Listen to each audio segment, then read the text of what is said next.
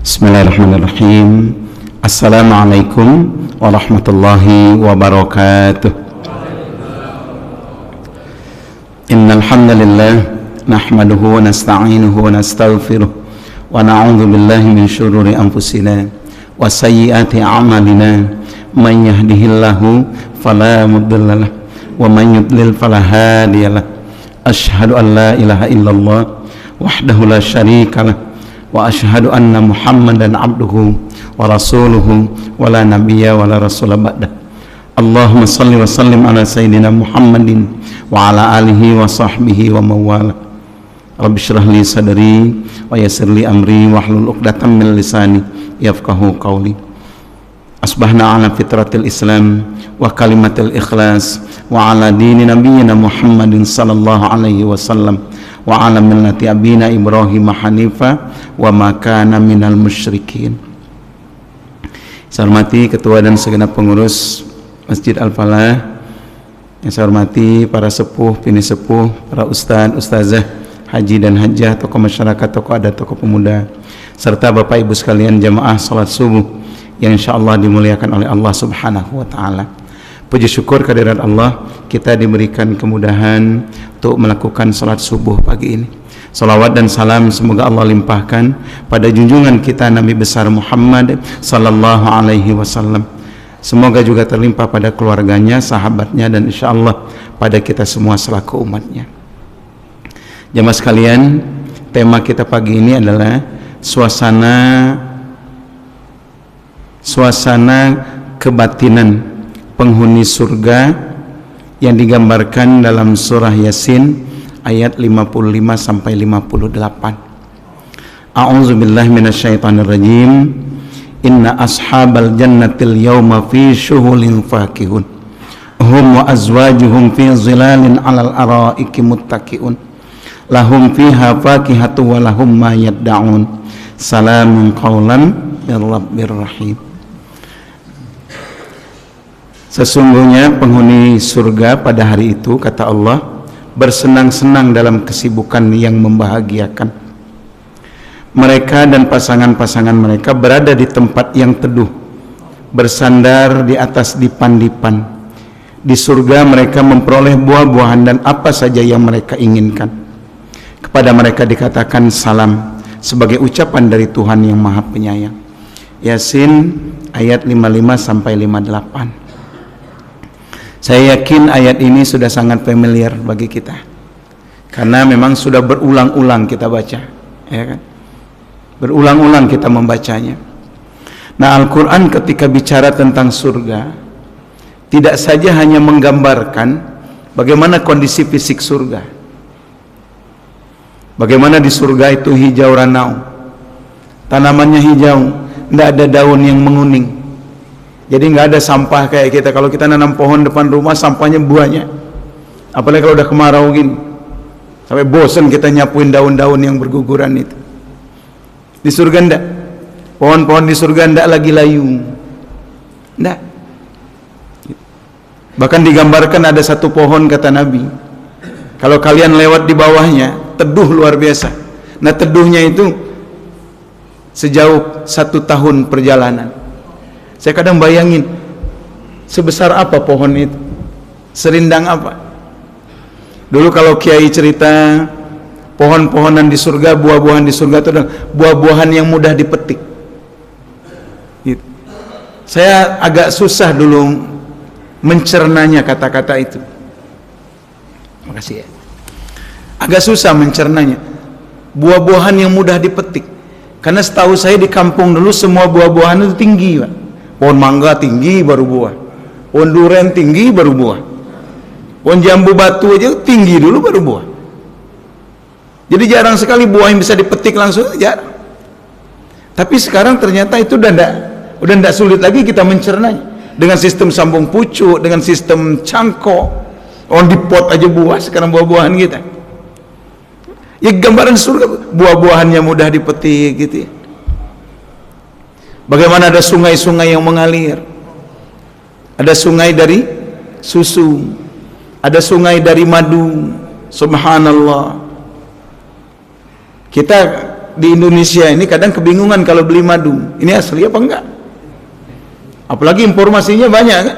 Madu yang asli itu kalau ditaruh kulkas enggak beku. Kadang kita beli taruh di kulkas, rupanya cuma 2 cm 3 cm aja enggak beku, bawahnya beku dia. Katanya madu enggak dimakan semut. Kadang habis kita minum madu pakai sendok, taruh sendoknya ngeletak. Belum lama sendok ngeletak, udah penuh semut itu. Aduh. Saya tempat mertua kalau pulang ke Prokimal itu, kata mertua ada yang jual madu bagus. Harganya memang agak mahal, 125.000 sebotol, nggak besar-besar amat botolnya. Saya bilang nggak apa-apa, yang penting asli. Beli, kalau beli 2 botol, tiap pulang beli 2 botol. Satu saat ada informasi pula, ada tukang gula aren, asli arennya, karena dia bikin sendiri, ngambil sendiri dari pohon arennya, dimasak sendiri, asli. Beli, jadi kalau pulang itu beli madu, beli gula aren itu. Satu saat pulang lagi, sebelum ke tempat yang jual madu, ke tempat gula aren itu, ada gula aren bu, habis katanya, diborong sama tukang madu. Jadi mikir juga kita diborong tukang madu, ha? Allahu Akbar. Ternyata nggak gampang cari madu yang asli di Indonesia ini. Nah di surga sungai madu ada.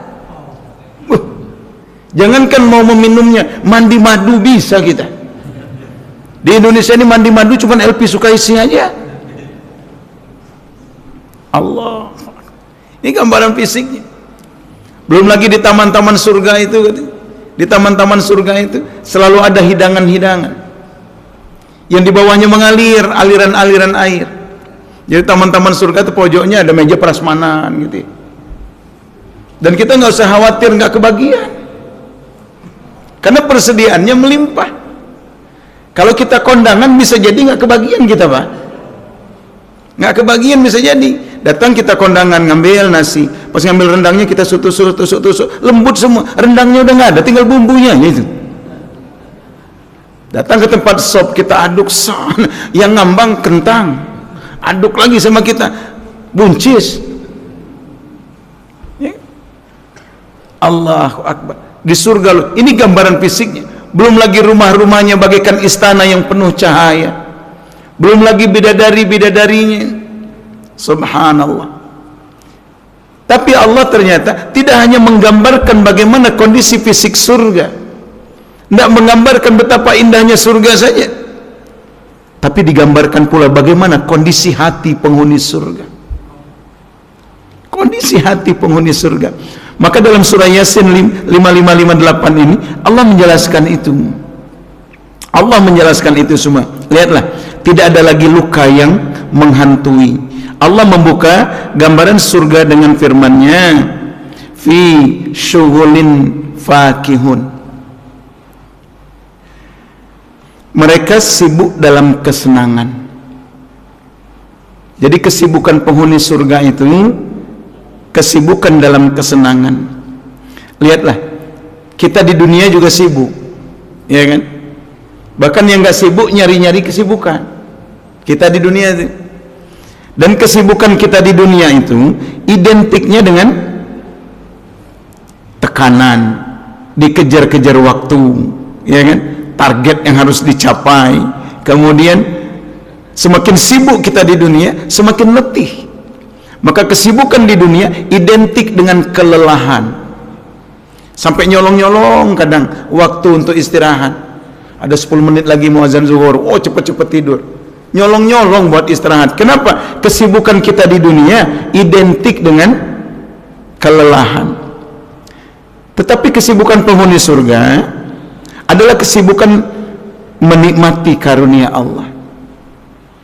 Tidak ada lagi kegelisahan, tidak ada lagi tenggat waktu yang harus dilalui, tidak ada lagi rasa takut kehilangan, tidak ada kecemasan menghadapi hari esok. Seluruh beban yang dahulu memenuhi dada manusia telah gugur bersama berakhirnya kehidupan dunia.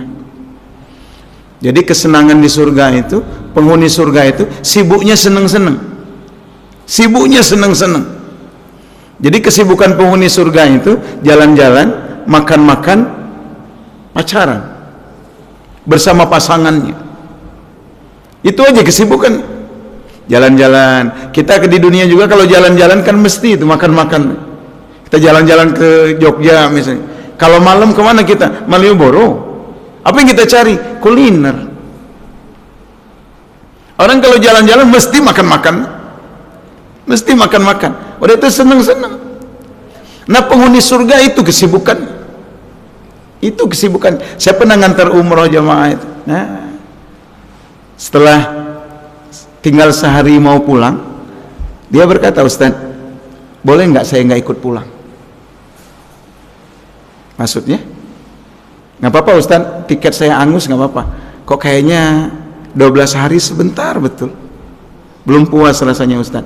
Istri minta tinggal. Kan visa kita lama ini Ustaz. Boleh nggak kami nggak ikut pulang? Aduh, saya belum pernah yang kasus kayak gitu. Jadi tanya sama yang punya travel segala. Boleh Ustaz, nggak apa-apa. Tapi tiket dia disuruh beli sendiri. Ya udah, nggak apa-apa Ustaz. Jadi kami pulang, dia tinggal. Oh subhanallah, saya buka postingan-postingannya. Ya kerjaannya jalan-jalan habis ibadah, jalan-jalan gitu, makan, jalan-jalan. Ya Allah, saya membayangkan penghuni surga kayak gitu tuh. Penghuni surga kayak gitu. Leluasa jalan-jalan, leluasa makan-makan, leluasa bersenang-senang. Ini kondisi hati penghuni surga yang pertama. Mereka disibukkan dengan kesenangan demi kesenangan. Tidak ada lagi letih lelah, tidak ada lagi stres di surga itu. Lucu juga kalau ada penghuni surga stres. Mereka akhirnya menemukan ketenangan yang selama ini hanya mereka impikan. Nah, di dunia ini kadang kita itu baru pada tingkat pura-pura tenang, pura-pura senang. Karena pada hakikatnya di dunia ini nggak ada orang yang benar-benar tenang gitu, Pak. Nggak ada orang yang benar-benar senang hidupnya, tidak ada di muka bumi. Karena di muka bumi ini berpasang-pasangan. Kalau saat ini kita sedang tenang, besok kadang kita diguncang masalah. Hari ini kita senang, bisa jadi besok kita diguncang oleh duka dan nestapa. Dunia tempatnya berpasang-pasangan. Tidak ada orang yang senantiasa senang, tidak ada orang yang senantiasa bahagia di muka bumi ini. Semuanya berpasang-pasangan. Nah, di surga tidak ada lagi pasangan itu. Yang ada adalah kebahagiaan, kebahagiaan, kebahagiaan, dan kebahagiaan. Kesibukan penghuni surga, sibuk menikmati kebahagiaan yang merupakan karunia dari Allah. Ini yang pertama. Yang kedua, kebersamaan tanpa perpisahan. Ini kondisi yang kedua. Digambarkan dengan hum wa azwajuhum. Mereka bersama pasangan-pasangan mereka.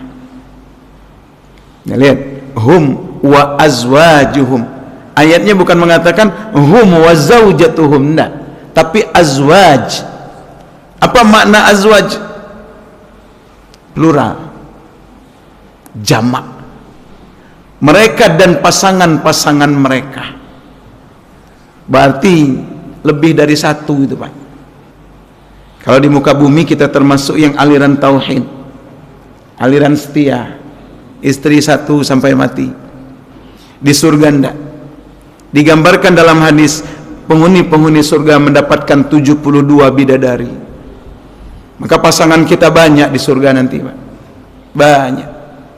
Saya pernah satu acara disuruh doa. Ustaz, mohon perkenan doa. Siap. Datanglah ke acara itu. Yang ceramah orang Jakarta, Ustaz An-Nuri namanya. Nah, ketika doa, selesai doa, ngobrol sambil makan. Apa kata Ustaz dari Jakarta, Ustaz An-Nuri? Ustaz Edison, tadi Ustaz bagus doanya, cuman sayang kata dia, Ustaz bohong dalam doa itu. Gimana nggak kaget Pak coba? Ada Ustaz ngomongin saya doanya bohong. Loh, kok bisa? Iya, Ustaz pede betul, padahal bohong kata dia. Ya Allah, dalam hati saya, alangkah celakanya saya, doa aja masih mengandung dosa dalam hati. Di mana letak bohongnya ya Ustaz? Bengong saya. Apa kata dia? Di antara Ustaz yang Ustaz baca tadi, doa yang Ustaz baca tadi adalah Rabbana hablana min azwajina wa dzurriyyatina qurrata a'yun waj'alna lil muttaqina imama. Bohong enggak gitu kata? Saya bilang, enggak lah, itu kan dari Quran. Saya polos bener lagi Pak nanggepin itu. Kata dia, Ustaz bohong. Rabbana hablana min azwajina, ya Allah anugerahkan pada kami dan pada istri-istri kami. Emangnya Ustaz istrinya berapa kata dia? Saya bilang satu. Bohong berarti ngomong istri-istri kami. Istri cuma satu aja, ngotak kata dia. Nah dia berani ngomong begitu karena istrinya 3 Pak. Saya bilang astagfirullah. Saya udah serius nanggapinnya, nggak taunya dia bercanda. Nah kalau di akhirat nanti tidak bercanda itu Pak. Hum wa azwajuhum, mereka bersama pasangan-pasangan mereka. Lalu apakah istri kita kalau sama-sama masuk surga dia marah? Enggak Pak. Di muka bumi ini aja dia ngamuk kalau kita dekat dengan perempuan lain itu. Di surga tidak ada lagi rasa cemburu itu. Yang ada cuma rasa senang, bahagia. Tidak lagi cemburu. Kayak sinetron-sinetron kita itu tidak lagi. Tidak ada lagi cemburu kayak drakor itu tidak ada lagi itu Pak. Semua hati lapang. Tidak ada lagi rasa tidak suka pada siapapun. Kita bersama pasangan-pasangan kita. Subhanallah. Lihatlah, di dunia setiap pertemuan selalu dibayangi oleh perpisahan. Orang tua berpisah dengan anak-anaknya, suami berpisah dengan istrinya, sahabat berpisah dengan teman-temannya. Setiap ada pertemuan di Indonesia, di dunia, itu mesti diakhiri dengan perpisahan. Maka kadang di lagu-lagu itu disebutkan, bukan perpisahan yang kutangisi, tapi pertemuan yang kusesali. Semua pertemuan di dunia berakhir dengan perpisahan. Kita dengan anak-anak itu Pak, kalau enggak anak-anak yang ninggalin kita, kita yang ninggalin anak-anak itu, ya kan? Kadang belum mati anak-anak itu udah ninggalin kita, dia jauh, dia merantau. Tidak mungkin pula kita mencegahnya. Ada bapak-bapak tuh, Ustaz, anak saya ini kok kerjanya jauh semua. Di mana? Mending kalau jauhnya itu Indonesia inilah enak kita, kata dia. Paling kita cuma nyiapin tiket pesawat aja. Ini kerjaan luar negeri. Ada yang kerja di Saudi, ada yang kerja di Los Angeles, kata dia. Ya Allah, kalau kangen sama cucung aja, ya Allah, kata dia. Cuman video call itulah. Video call kan nggak bisa dicium cucung itu, kata dia. Tate, kata mungkin. Tambah dia melambai-lambai di video call itu, tambah tergores-gores hati kita, kata. Tambah kangen Ustaz, kata. Saya ini kakek-kakek tetes air mata saking kangennya sama cucung, katanya. Jauh semua. Saya bilang bukan salah anak kita itu Pak, salah bapak. Saya bilang, kok salah saya? Kenapa disekolahin? Saya bilang. Jadi pinter, terbang jauh dia karena pinter, saya bilang. Coba kalau nggak pinter-pinter amat, kerja di Lampung inilah dia, saya bilang. Ketawa dia ngekek, ayo Ustaz ini bercanda aja. Iya, syukuri aja, saya bilang. Syukuri aja. Satu saat dia nelpon seneng, alhamdulillah Ustaz, katanya alhamdulillah. Saya dikirim tiket sama anak, kata dia. Diurusin visanya segala macam sama dia, kan. Saya bakal dijemput, mau diajak puasa di Los Angeles itu. Seneng bener nih. Saya bilang kirim-kirim fotonya kalau dari sana. Siapa Ustaz? Rupanya Ramadan diajak di sana. Seminggu Ramadan di sana, nelpon lagi dia. Nelpon dari sana. Ustaz, kata, luar biasa puasa di sini. Enaklah di Indonesia, kata. Kenapa? Puasanya hampir 19 jam. Imsak jam 3, bukanya setengah 10 malam. Jadi sampai di sana itu kata dia sampai ada fatwa boleh menjamak maghrib sama isya.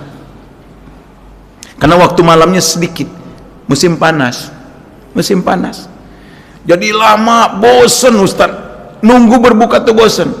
Nah, kata dia, diajak sama sopirnya anak jalan-jalan. Karena musim panas, orang banyak nggak pakai baju.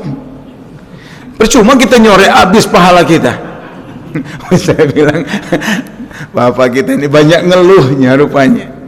Jadi subhanallah, kita berpisah dengan anak kadang. Saya juga ngerasa itu Pak. Nah, diundang ceramah keluar kota. Saya ngomong sama anak bujang itu, nak, Abi ada jadwal ceramah keluar kota. Tolong sopirin Abi ya, biar ada gantian lah. Saya bilang bawa mobil. Kapan? Kata nih. Saya bilang tanggalnya. Waduh, saya udah ada janji sama temen itu, kata nggak bisa. Saya kadang kalau anak sudah ngomong begitu, batin itu Pak. Ya Allah, anak ini belum kawin udah lebih seneng sama temennya dia ketimbang sama bapaknya. Apalagi udah kawin nanti pasti lebih seneng sama istrinya dia. Ya. Masih hidup kita aja udah berpisah dengan anak-anak, udah pisah. Apalagi kalau benar-benar meninggal. Kita ini kalau nggak kita meninggal duluan, anak-anak meninggal duluan. Sama istri juga gitu, pisah kita Pak. Sama istri pisah kita, akan pisah. Kalau nggak istri yang ninggalin kita meninggal duluan, kita yang meninggal duluan itu, ya kan?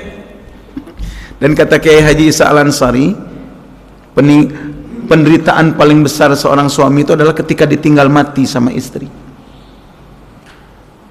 Karena kalau ditinggal mati istri itu nggak ada teman berunding itu Pak.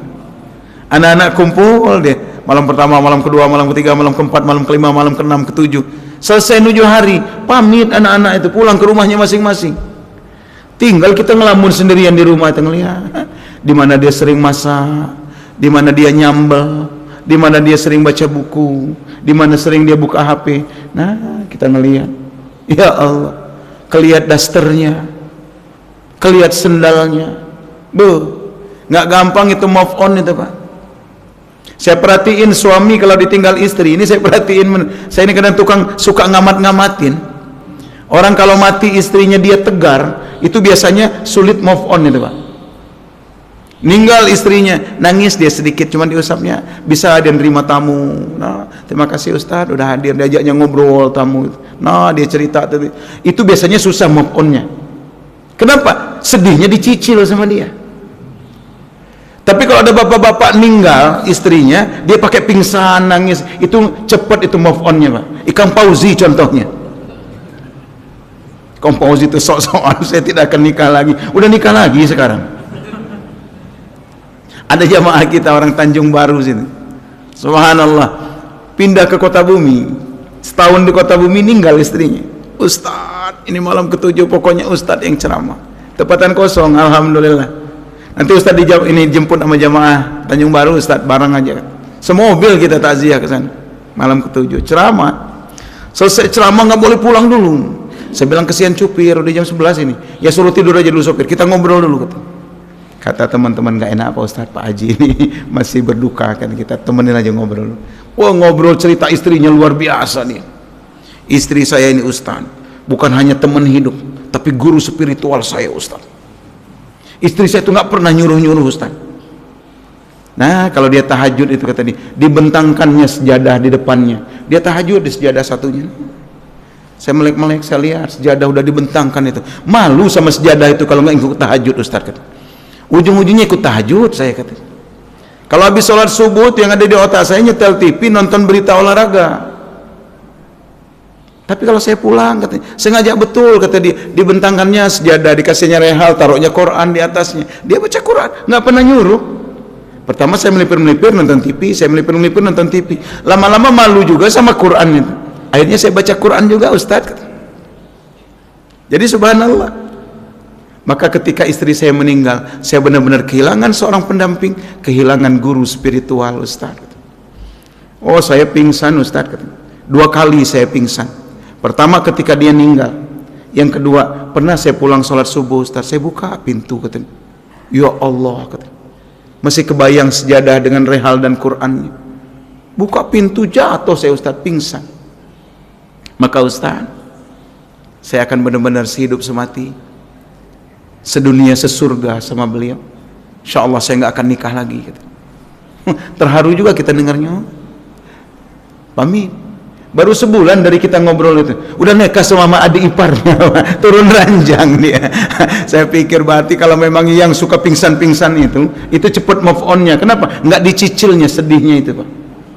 Tapi kalau dicicilnya udah setahun masih dia ngelamun, ingat istrinya, susah itu Pak. Nah tapi siap nggak siap kita akan berpisah Pak. Nggak ada ceritanya kita nggak pisah itu, nggak ada ceritanya. Kalau bukan istri yang ninggalin kita, kita yang ninggalin istri. Kita berjamaah kayak gini pengajian gini, kenal, asik, makan samaan, ngopi samaan kita. Satu persatu akan ninggalin kita. Bisa jadi pindah karena ninggal, bisa jadi pindah rumah. Saya di Masjid Falahuddin Tamin itu, nah sering kayak gini. Kalau habis pengajian makan minum bersama, tahu-tahu ada yang pamit, Ustaz, anak-anak di Jawa semua. Mereka kesulitan kalau kami di Lampung. Maka rumah sudah kami jual, alhamdulillah laku Ustaz. Kami akan pulang lagi ke Jawa. Ya Allah, itu sedih itu Pak. Nah, dia nelpon pamit gitu. Sedih, kan udah lama kita bersama gitu ya. Ya Allah Pak, nggak sayang tak rumah dijual, udah laku Ustaz kata. Anak-anak minta, karena mereka kalau mau nengok kami lumayan makan waktu. Maka akhirnya kami yang mendekat ke sana Ustaz. Biar anak-anak kalau mau nengok dekat Ustaz. Kerasa sedih itu. Maka kita akan berpisah. Tidak dengan penghuni surga. Penghuni surga itu tidak ada lagi perpisahan. Tidak ada lagi perpisahan. Yang ada adalah kebersamaan. Kebersamaan, perjumpaan yang kekal dalam cinta yang telah Allah sucikan dari segala luka. Kemudian selanjutnya, kondisi hati penghuni surga, jiwa yang benar-benar merasa aman. Allah menggambarkan pada ayatnya fi zilalin. Mereka berada di tempat-tempat yang teduh. Teduh bukan hanya keadaan alam. Teduh adalah keadaan hati. Betapa banyak manusia hidup di rumah yang mewah, AC dingin, tapi jiwanya panas dan gersang. Dulu zaman saya SMA itu, Ratu Diana, Lady Di itu terkenal. Sampai banyak teman-teman cewek itu yang ngikutin model rambutnya Lady Di itu. Saking terkenalnya Lady Di itu. Bayangin, seorang wanita yang sangat cantik diambil istri oleh Pangeran Inggris, Pangeran Charles. Oh, terkenal luar biasa. Sehingga teman-teman banyak mengumpulkan clipping-clipping tentang Lady Di itu. Ya, belum orang kalau sedang gandrung pada saat mencari informasi yang banyak. Ternyata ketika dia meninggal, dibuka buku-buku hariannya. Ternyata lihatlah, baru 6 bulan dia nikah dengan Pangeran Charles, dia pernah menjatuhkan dirinya di tangga. Yang ketika itu orang menyangka itu kecelakaan, padahal tidak. Dia sengaja menjatuhkan dirinya supaya mati.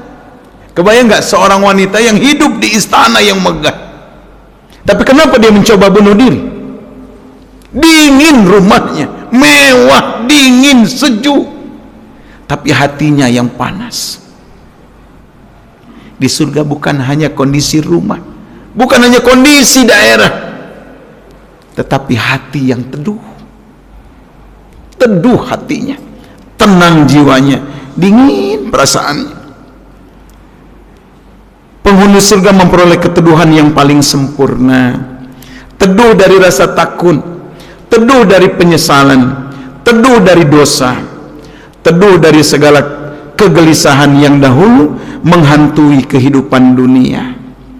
Jadi subhanallah, tenang jiwana.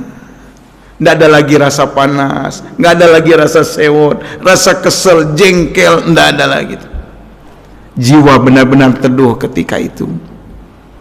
Kemudian selanjutnya Allah menggambarkan kondisi penghuni surga itu adalah tidak ada lagi keinginan yang tertunda. Allah menggambarkan dengan firman-Nya, walahum ma yadda'un, bagi mereka apa saja yang mereka inginkan. Jadi apa yang diinginkan, datang keinginan itu. Maka kalau Nabi menggambarkan Nabi Adam, nah Nabi Adam jalan-jalan di penghuni surga, di taman-taman surga, jalan-jalan di Firdaus. Dia ngelihat burung merpati yang sedang kejar-kejaran di ranting-ranting pohon. Batin, ya Allah, enak amat jadi burung merpati. Ada teman untuk bercanda, ada teman untuk kejar-kejaran. Tidur Nabi Adam, bangun sudah ada Hawa. Ini gambaran penghuni surga. Enggak minta, apa Adam minta? Ya Allah, kasih aku teman dong, kayak burung merpati. Enggak. Terlintas di hatinya sebuah keinginan, Allah kabulkan. Allah kabulkan. Enggak ada lagi keinginan yang tertunda. Enggak minta, Allah kasih. Kalau penghuni surga, apa yang diinginkan di hatinya, Allah kasih.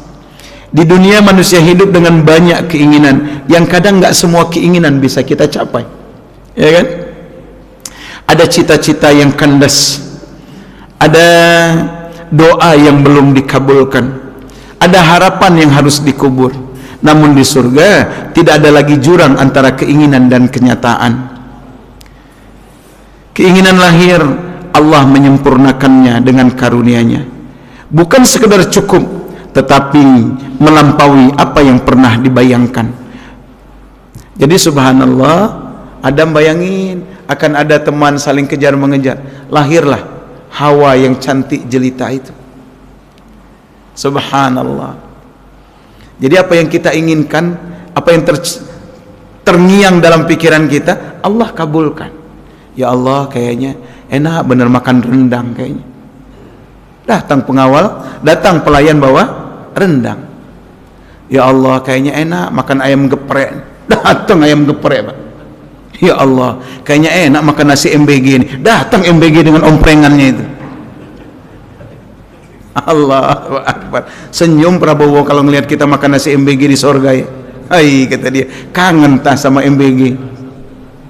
Subhanallah. Anak-anak muda yang senang seblak, mie gacoan, ada di surga itu nanti. Sampai ada yang ngomong, Ustaz, bagi kami yang suka ngerokok, ada nggak rokok di surga? Ada. Samsu ada, Sampurna Mil ada.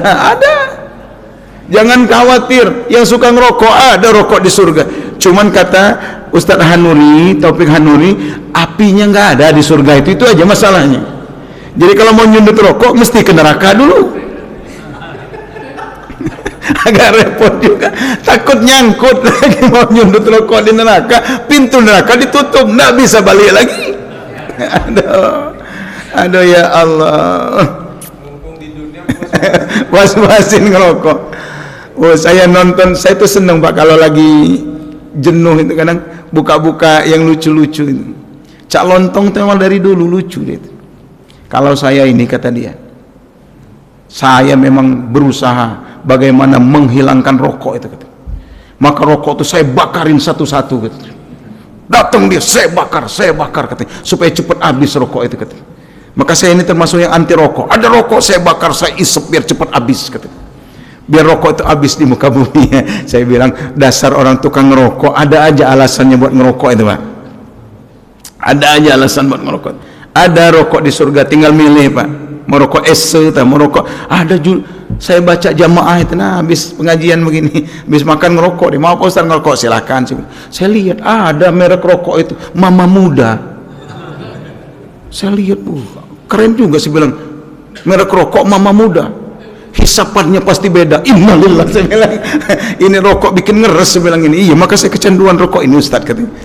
Saya bilang aneh-aneh aja rokok sekarang ini. Ada rokok namanya Mama Muda.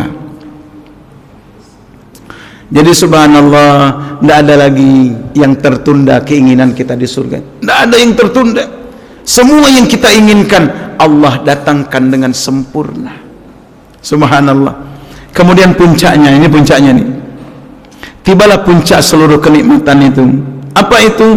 Allah berfirman, salamun qaulam min rabbir rahim. Salam sebagai ucapan dari Tuhan yang Maha Penyayang. Inilah saat yang tidak dapat dilukiskan oleh bahasa manusia.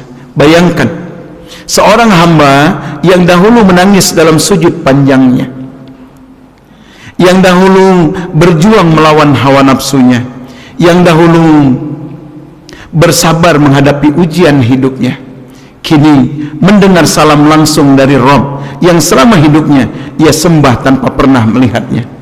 Tidak ada penghargaan yang lebih agung, tidak ada penghormatan yang lebih tinggi, tidak ada kebahagiaan yang mampu menandingi saat seorang hamba disapa oleh Allah dengan salam penuh kasih sayang. Pada saat itulah seluruh penderitaan kita menjadi hilang. Pada saat itulah seluruh air mata berubah menjadi kemuliaan. Seluruh kesabaran menemukan balasannya yang sempurna. Ya Allah, alangkah nikmatnya. Puncak dari kenikmatan penghuni surga adalah ketika Allah berkenan menyapa dan menampakkan wajahnya. Menampakkan wajahnya, subhanallah. Kita ingat waktu Nabi Isra wal Mi'raj. Sebelum Isra Mi'raj itu luar biasa kejadian-kejadiannya, ya kan? Permusuhan orang Quraisy semakin menjadi-jadi. Dalam keadaan dimusuhi luar biasa, Dua tonggak penopang Nabi meninggal. Abi Thalib meninggal. Belum 100 hari Abi Thalib meninggal, istri tercinta meninggal juga, Khadijah. Ditinggalkan dua orang ini, luar biasa remuk redam hati Nabi. Sehingga permusuhan Quraisy menjadi-jadi. Bukan hanya para petinggi Quraisy, orang-orang hina di antara orang-orang Quraisy menghina Nabi. Bahkan orang-orang biasa berani melemparkan kotoran ternak ke rumah Nabi. Kita bisa bayangin. Akhirnya Nabi tidak tahan. Beliau hijrah ke Taif. Di Taif bukan disambut, malah disambit. Luka menganga, darah mengalir. Pulang lagi ke kota Makkah. Ya Allah, pintu seperti semuanya tertutup. Dakwah mentok. Benar-benar terasa sempit dada Rasulullah, sesak napas rasanya. Datang Jibril, dalam kondisi itulah Jibril datang, dijemputnya, dibawanya ke Sidratil Muntaha. Di Sidratil Muntaha beliau tersungkur sujud. Ya Muhammad, bangkitlah. Ketika Nabi bangkit, apa kata Nabi? At-tahiyyatul mubarakatus salawatut tayyibatul lillah. Beliau memuji Allah. Apa kata Allah? Assalamu alayka ayyuhan nabi. Allah mengucapkan salam buat Nabi. Maka kita lihat dalam sejarah, ketika Nabi pulang dari Isra Mi'raj, tidak ada lagi dada yang sempit, tidak ada lagi sesak yang menghimpit Rasulullah. Lapang rasanya. Kenapa? Semua penderitaan menjadi hilang. Allah ucapkan salam untuk beliau. Maka subhanallah, kita yang banyak dosa ini, subhanallah, kalau Allah berkenan mengucapkan salam sama kita, salam, kata, ya Allah, diperkenankan oleh Allah kita melihat wajahnya. Puncak dari puncak kenikmatan surga ketika melihat wajah Allah kelak di surga. Saya dulu dapat hadiah umroh dari Pak Gubernur. Berangkatlah umroh itu, Pak Sarudin. Kata pembimbing kita tuh, para ustadz mohon dikondisikan jamaah, Pak Gub mau nemuin kita di Mekah. Oh subhanallah, kita carilah lokasi di Masjidil Haram. Habis tawaf sunnah kumpullah kita, datang beliau. Biasa gaya Pak Sarudin kan gitu. Gimana nih ustadz? Gimana rasanya umrah? Enak enggak? Enak Pak Gub, alhamdulillah. Nggak salah pilih kan, milih gubernur kata dia. Kalau bukan Sarudin belum tentu kata berangkat umroh kamu orangnya. Manggut-manggut juga kita, iya juga. Walaupun dananya dana APBD sebetulnya kan, tapi manggut-manggut juga kita, iya juga. Nah, ngobrol lah begitu. Wah banyak itu yang berebut foto bersama itu. Wah, saya buru-buru, apa sedikit aja Pak sih, oh pada foto-foto itu. Lihat betapa bahagianya baru ditemui sama gubernur. Kita bisa bayangkan kalau yang menemui kita itu Allah subhanahu wa ta'ala. Datang disamperinnya kita, ditampakkannya wajahnya. Maka sama kayak gubernur tadi. Bagaimana? Enak nggak di surga? Alhamdulillah. Apa kenikmatan surga yang sudah kalian rasakan, kata Allah? Kenikmatan apa yang sudah kalian rasakan? Subhanallah, penghuni surga menggelengkan kepala. Belum ya Allah, belum ada nikmat surga yang kami rasakan. Apakah penghuni surga bohong ketika itu? Tidak. Mereka tidak berdusta. Tapi kenapa mereka mengatakan belum ada nikmat surga yang kami rasakan? Kenikmatan yang sudah dirasakan selama ini ketutup sama nikmatnya melihat wajah Allah subhanahu wa ta'ala. Ketutup nikmat yang kemarin-kemarin itu, sehingga mereka berkata belum ada nikmat yang kami rasakan ya Rabb. Belum ada. Ketutup sama nikmatnya melihat wajah Allah subhanahu wa ta'ala. Inilah puncak ketenangan jiwa, kesenangan batin penghuni surga ketika diperkenankan melihat wajah Allah, menerima ucapan salam dari Allah. Salamun qaulam min rabbir rahim. Nah jemaah sekalian, ayat ini udah sering kita baca itu. Nah kita bahas sedikit pagi ini. Ya Allah, rindu dengan surga.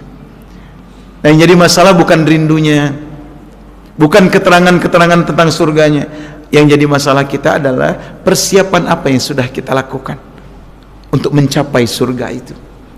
Persiapan apa yang sudah kita lakukan untuk menjadi layak, dianggap Allah layak untuk sampai ke surganya Allah.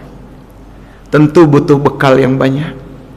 Butuh bekal yang banyak, butuh syafaat Rasulullah. Kayaknya kalau cuma nyiapin bekal aja nggak nyiapin untuk dapat syafaat, berat kayaknya. Kenapa? Ibadah kita ini tidak banyak.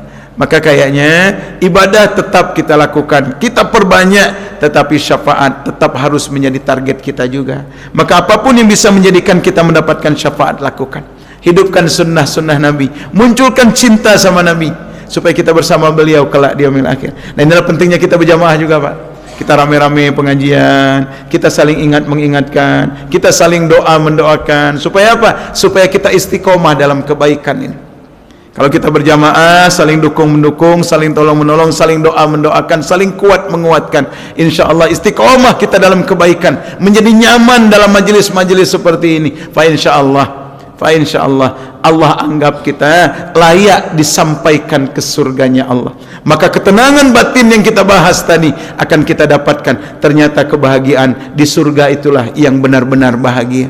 Dunia bukan tempatnya bahagia. Dunia tempat kita berjuang, surgalah tempat kebahagiaan yang sebenar-benarnya.